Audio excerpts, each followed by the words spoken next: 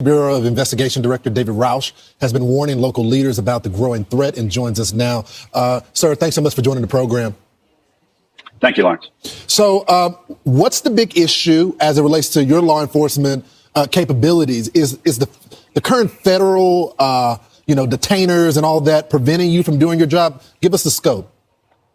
No, I don't think it's any of that. I think what we have is, unfortunately, because of the porous border, this gang has exploited it, and they are actively working throughout our country. And we know, because of our investigations, they are actively working in Tennessee.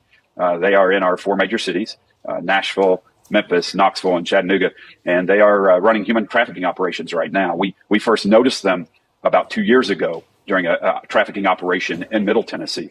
And we thought, after we had captured a few of them, we knew some of them had fled. We thought that they would move out of Tennessee, but they have moved back. And we are aware now, after some meetings this past month, we're aware that they are moving into different operations. They go from human trafficking to organized retail crime theft. And then they move into the drug trade, taking on the cartels in a very violent, bloody battles that they've had. And they also have zero respect for policing. They have attacked law enforcement officers throughout our nation. So what do you charge them with? You see that these folks may be allegedly a part of Tren and Arague. If you haven't witnessed them committing a crime, got any evidence of a crime, right now, because of the current administration, you can't turn them over to ICE to be deported. What do you do?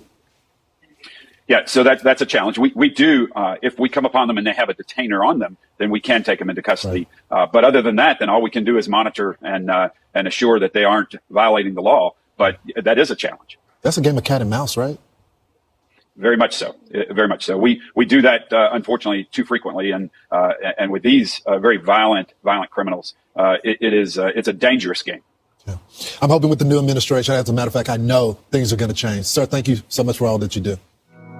Thank you.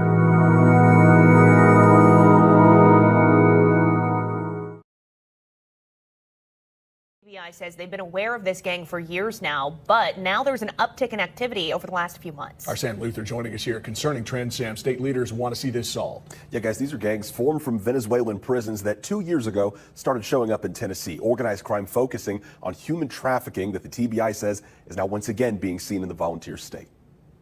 So I want to start off this morning just talking about some concerning trends. TBI Director David Roush meeting with the governor, sharing new information about Tren de Arague, a Venezuelan gang that is being seen more and more prevalent. TBI says it's a gang started in a Venezuelan prison 2 years ago. Their members with distinct tattoos were spotted in Tennessee, known primarily for abducting and bringing Venezuelan women to the United States and Tennessee. In that operation, we recognized a number of the members here trafficking females that they have abducted. For more than a year, there hasn't been a concern, arresting some and investigators not spotting any more of their criminal activity until recently. They're back in all of our major cities. They are running human trafficking operations. That's where they start. TBI didn't offer specifics on instances on recent criminal behavior or exactly where this gang has been spotted, saying they've been connected to human trafficking, organized retail theft, and drug crimes across the state. They will and they have taken on the cartel head on.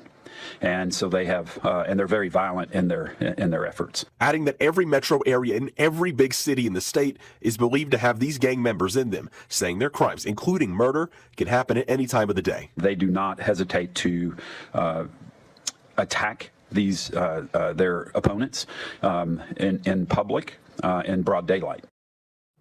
Again, the TBI director says every major city and metro area in the state, they're using their data and intel to come to that conclusion. As for here in Knoxville, KPD says, as well as the Knox County Sheriff's Office, they both tell me tonight, guys, that they are aware that this gang does exist, but both told me tonight that they are not aware of any active gang members from that one specifically being in this area. Not now or really ever from what they tell me, but it's something that they're certainly aware of and are monitoring for. Boy, that is concerning, but it's not something that should be surprising. Sam, thanks a lot.